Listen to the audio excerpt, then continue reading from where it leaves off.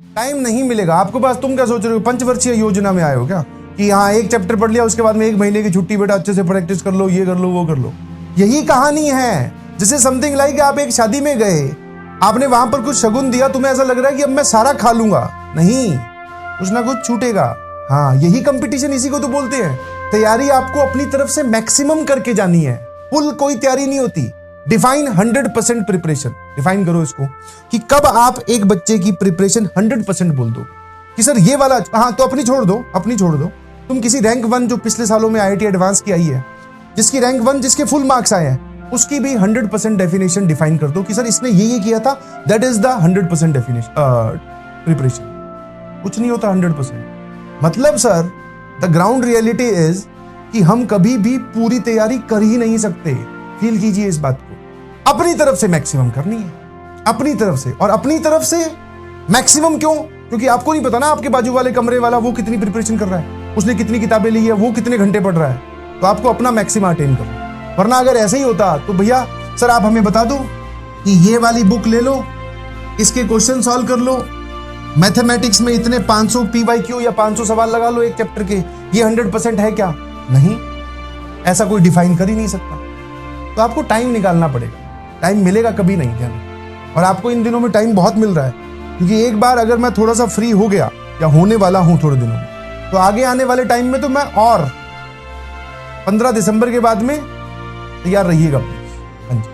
तो अभी आपको टाइम मिल रहा है, इसको यूटिलाइज कर लो। तुम सोच रहे हो कि सर एक बार आप अपना खत्म कर लो, उसके बाद में हम अपना चालू करेंगे। ऐसा तो दिन कभी नहीं आएगा। और जितने बच्चों से मैंने बात की, जितने भी बच्चों से मैं मिला हूं, उन्होंने कहीं ना कहीं अपने आप की रिस्पॉन्सिबिलिटी ली है। और उस टाइम या उस मूवमेंट के बाद में उन्होंने सीधा बोले पेपर फोड़ के रख दिया। और अभी तुम अपनी रिस्पॉन्सिबिलिटी ले ही नहीं रहे हो। तुम बोल रहे हो कि सर मैंने कोई काम बोला, बोले सर टाइम नहीं है। मैंने बोला PYQ कर ले, बोले कहाँ से करें, 4 क्लास होती है। जैसे ये लोग जो आए हुए थे IIT दिल्ली से, उस दिन जो लड़के आए थे, तो क्लास के बाद में उनसे मैंने बात की, तो वो बोल रहे थे कि सर एक पार्ट था कि जहां पर हमारे पे एक रिस्पॉन्सिबिलिटी थी कि हमें अच्छा परफॉर्म करना है और IIT में पहुंचना है, हम पहुंच गए हैं। मैंने कहा अब कैसे चल रही जिंदगी? बोले सर अब एकेडमिक प्रेशर है। ठीक है, मतलब वो एक प्रेशर से निकले फिर दूसरे प्रेशर में। अब एकेडमिक प्रेशर है, अच्छा परफॉर्म करना है सर, नौकरी लेके निकलना है, और साथ साथ में वहां पर कैरियर वाइज कोई टेंशन नहीं है। तो आप एक टेंशन से मुक्त हुए, दूसरी आपके सामने आ गई। इसी का नाम जिंदगी है। And always be ready for this. समझ में आया कि नहीं समझ में? और इंसान का जो ये भिड़ने वाला एटीट्यूड होता है ना, यही उसको जिंदगी में आगे लेके जाता रहता है कि कोई बात नहीं, देख लेंगे, जो भी आएगा सर सब देख लेंगे, आप टेंशन ना लो। और एक जो सबसे बड़ी बात सभी बच्चे बोलते हैं जितने भी हैं, एक NIT त्रिची में पहुंचा हुआ है, और IIT रुड़की वाले जो लड़के हैं, IIT कानपुर वाले हैं, IIT दिल्ली वाले, ये सभी यही बोलते हैं कि सर जो बेस्ट फेज था वो प्रिपरेशन फेज था।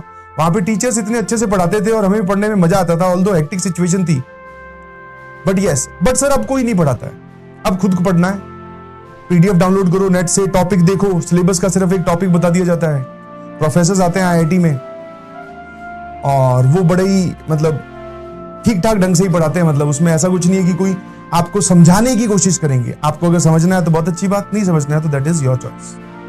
बस मेहनत करते रहिए, पूरी जिंदगी के लिए मेहनत करते रहिए। समझ में आएगी नहीं समझ? आपको अगर किसी बच्चे की जिंदगी का हाल जानना है तो उसकी किसी भी कॉपी का लास्ट पेज, मतलब कॉपी पूरी खोलो, उसके लास्ट पेज पे चले जाओ।